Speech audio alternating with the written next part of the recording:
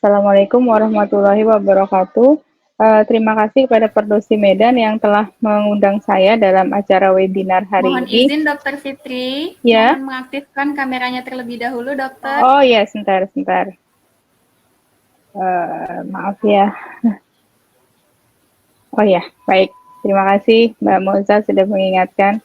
Baik, Uh, silakan di slideshow ya, Dokter. ya, hari ini saya ditugaskan untuk menyampaikan materi tentang manajemen pada vokal onset epilepsi.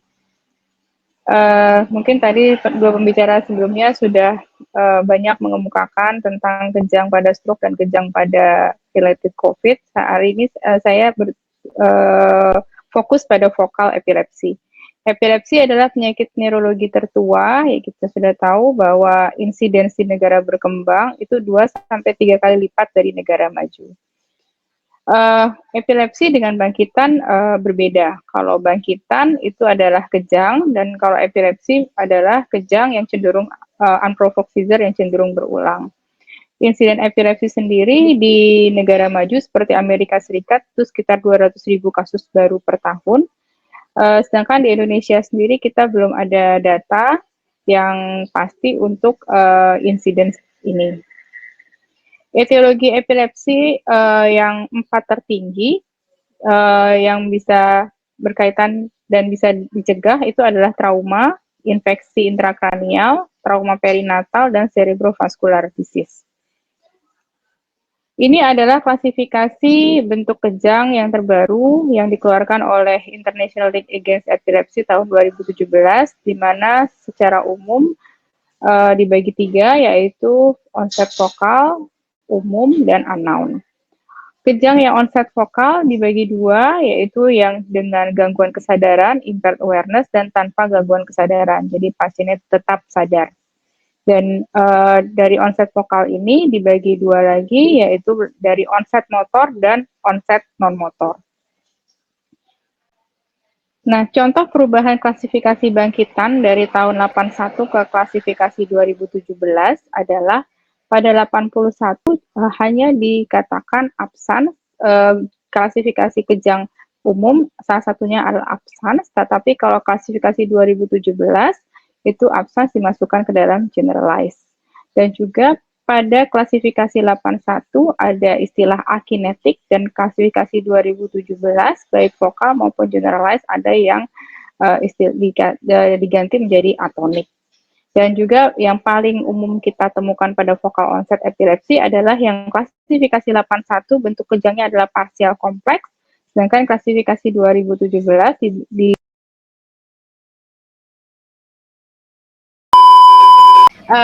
saya lanjutkan, sindrom epilepsi vokal itu secara etiologi dibagi 3, yaitu idiopatik, simptomatik, dan kriptogenik.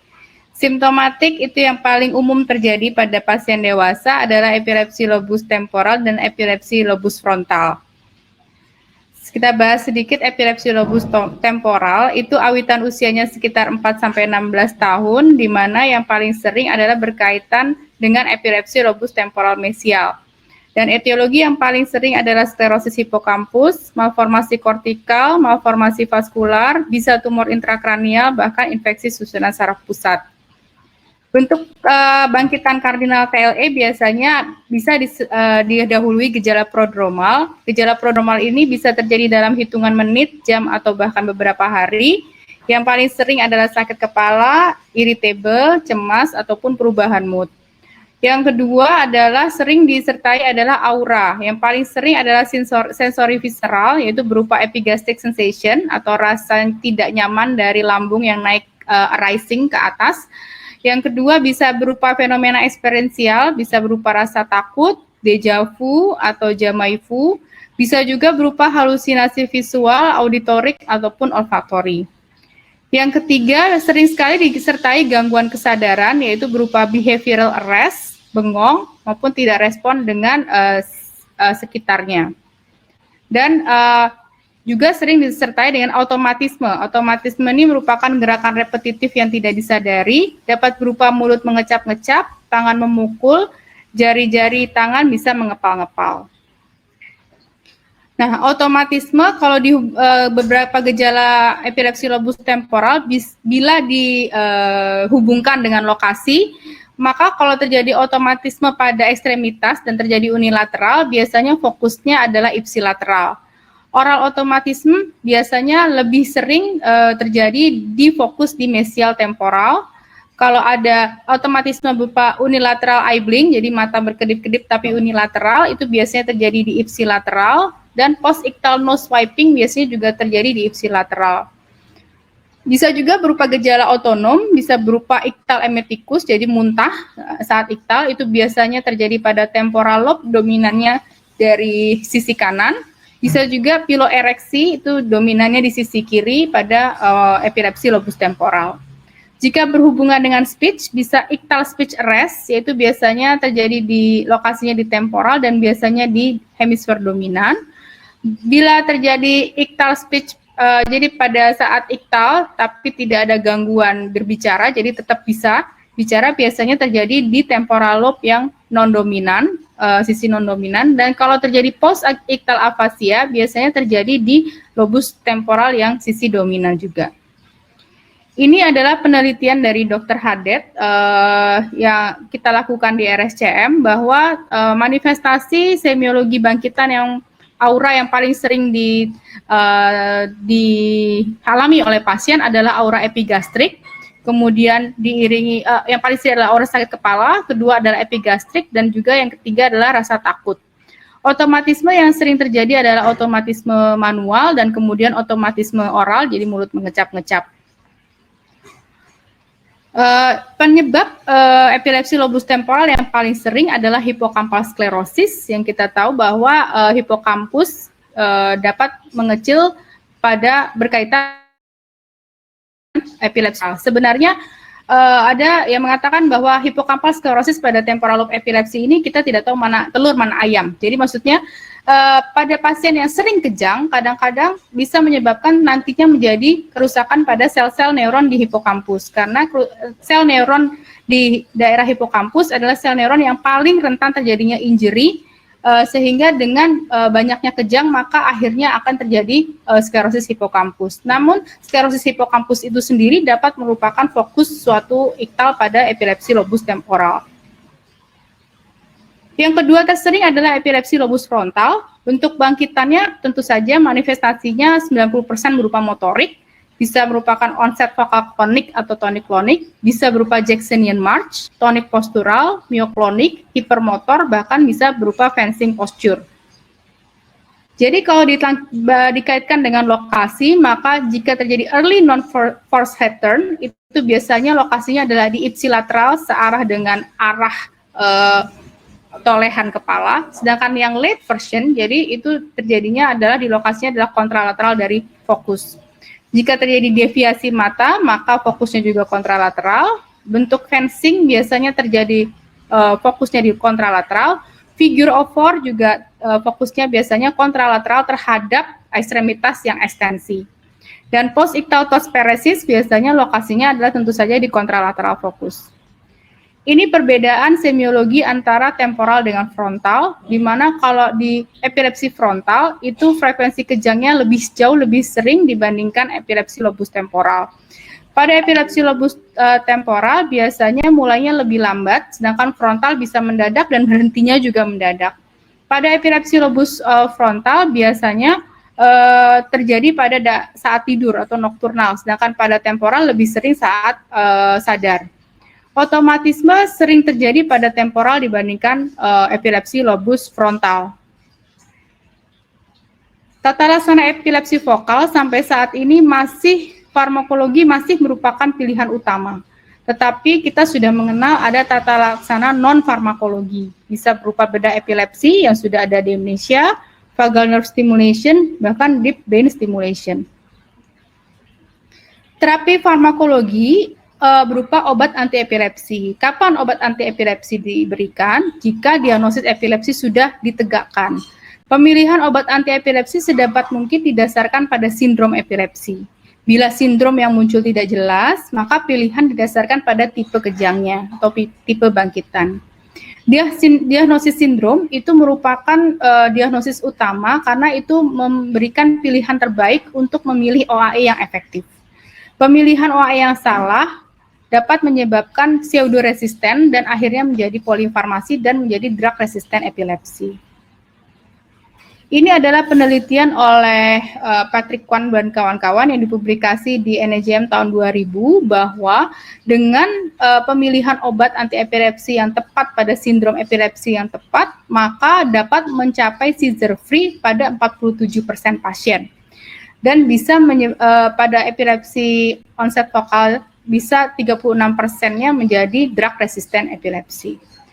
Dengan penambahan obat politerapi pada pasien yang sudah efektif dengan obat anti-epilepsi pilihan pertama dan kemudian kejang masih belum terkontrol, penambahan seizure free itu didapatkan pada 13% pasien. Dan jika sudah 3 atau 4 obat, penambahan seizure free sangat sedikit, yaitu sekitar 4%. Ini adalah obat-obat anti-epilepsi yang berkembang dari zaman dulu hingga zaman saat ini, di mana yang di kotak putih adalah obat-obat yang kita bisa temukan di Indonesia. Obat anti-epilepsi mekanisme kerjanya bermacam-macam, yang paling sering adalah melalui kanal natrium, jadi sodium channel blocker. Itu dimiliki mekanisme kerja ini dimiliki oleh obat-obat anti-epilepsi generasi lama dan juga generasi baru. Generasi lama misalnya phenytoin, carbamazepine, generasi baru mulai dari oxcarbazepine, lamotrigine, dan zonisamide. Sedangkan mekanisme yang lain adalah melalui synaptic vesicle 2A, yaitu levetiracetam contohnya, perampanel melalui AMPA reseptor postsinaptik, dan juga ada melalui GABAergic. Nah, bagaimana pemilihan obat anti-epilepsi? Pertama, kita harus dari sisi pasiennya. Dari sisi pasiennya, bagaimana bentuk kejangnya? Apakah vokal atau generalized? Lalu sindrom epilepsinya bagaimana? Usia mempengaruhi pilihan obat anti-epilepsi, karena nanti kita lihat bahwa menurut guideline ILAE, pemilihan obat anti-epilepsi tidak hanya berdasarkan bentuk kejang, namun juga berdasarkan usia. Jenis kelamin. Tentu saja jenis kelamin sangat penting untuk pemilihan obat anti-epilepsi. Misalnya pasiennya wanita, kita tidak bisa memberikan obat anti-epilepsi yang resiko kecacatan janinnya tinggi, bahkan bisa menyebabkan gangguan menstruasi. Urgensinya, pemilihan obat anti-epilepsi berkaitan dengan urgensi adalah tentu saja kalau kita memilih obat anti-epilepsi, pasien dengan kejang 10 kali per bulan dibandingkan 1 kali per bulan, tentu saja kita membutuhkan obat dengan pencapaian kadar obat dalam darah yang lebih cepat pada pasien dengan kejang 10 kali per bulan. Juga kita harus memperhatikan underlying disease-nya. Tadi sudah dikatakan oleh Dr. Puji dan Dr. Meti bahwa kalau misalnya pasien dengan stroke, tentu saja pemilihan obatnya kita tidak bisa memilih obat yang banyak berinteraksi dengan obat-obat lain yang digunakan pasien stroke.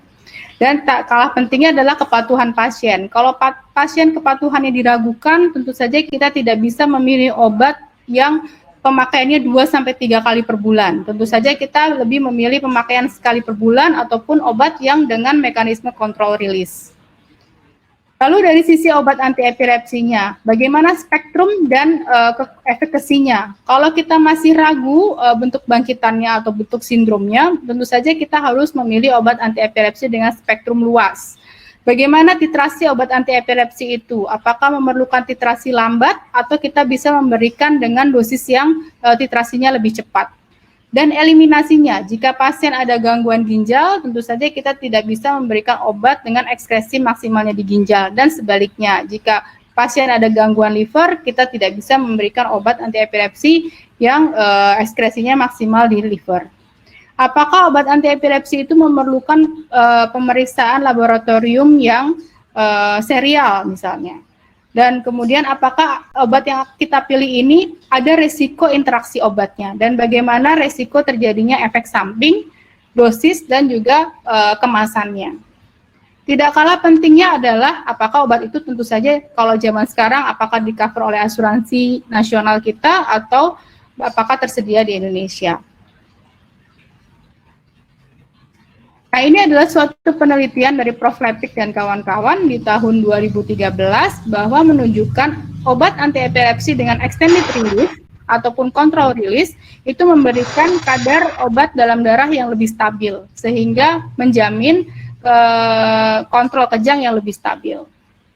Ini adalah panduan pemilihan obat inisial monoterapi pada pasien-pasien epilepsi. Yang saya fokuskan adalah pada epilepsi vokal, di mana pada pasien dewasa maka level A-nya adalah carbamazepine, levetiracetam, phenytoin, dan zonisamide. Sedangkan pada anak pilihan utamanya adalah oxcarbazepine, dan pada pasien tua pilihan utamanya adalah gabapentin dan lamotrigine.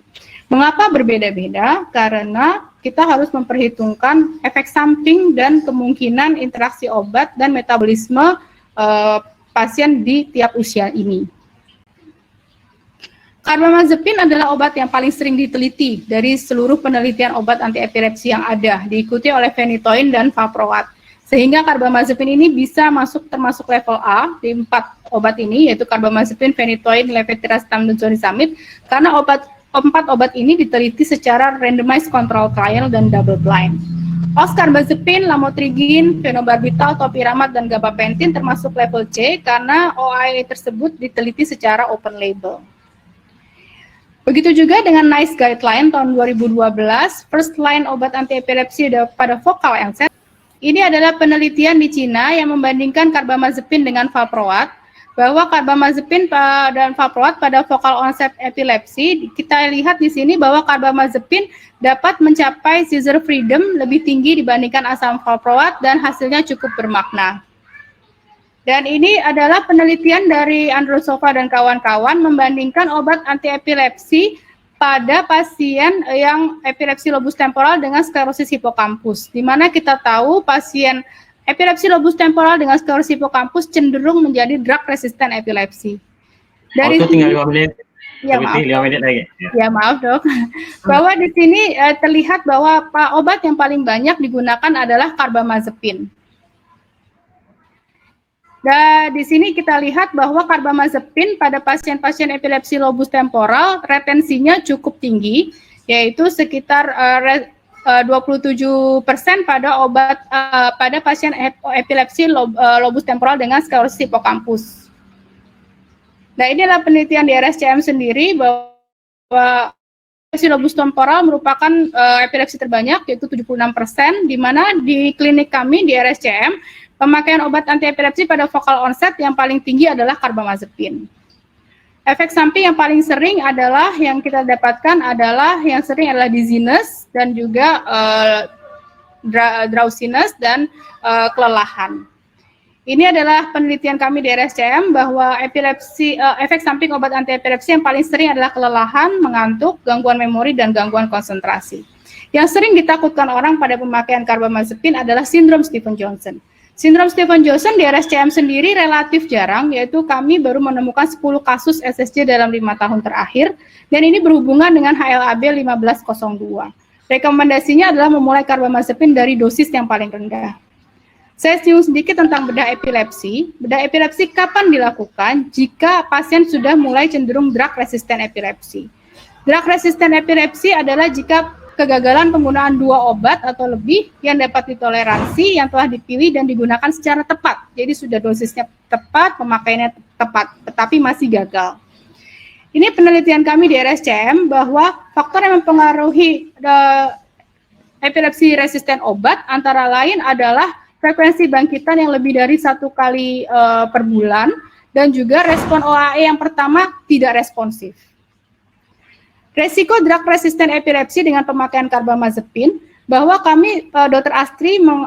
Astri Budi Kayanti melakukan penelitian bahwa jika pasien epilepsi yang memakai carbamazepine cenderung resisten adalah jika sudah memakai dosis sekitar 800 mg dan masih belum mencapai bebas kejang. Itu hati-hati, mungkin kita harus mengevaluasi apakah obat carbamazepine yang digunakan para pasien tersebut mulai tidak efektif. Hati-hati pseudoresisten karena itu bisa diakibatkan karena salah diagnosis, salah pemilihan obat, salah dosis, dan juga lifestyle-nya. Jadi kesimpulan, tata laksana epilepsi onset vokal harus didasarkan pada sindrom epilepsi. Carbamazepine merupakan obat lini pertama pada epilepsi vokal onset dewasa. Dan terapi non farmakologis harus dipertimbangkan pada pasien dengan drug resistant epilepsi. Demikian dok, terima kasih atas kesempatannya. Wassalamualaikum warahmatullahi wabarakatuh.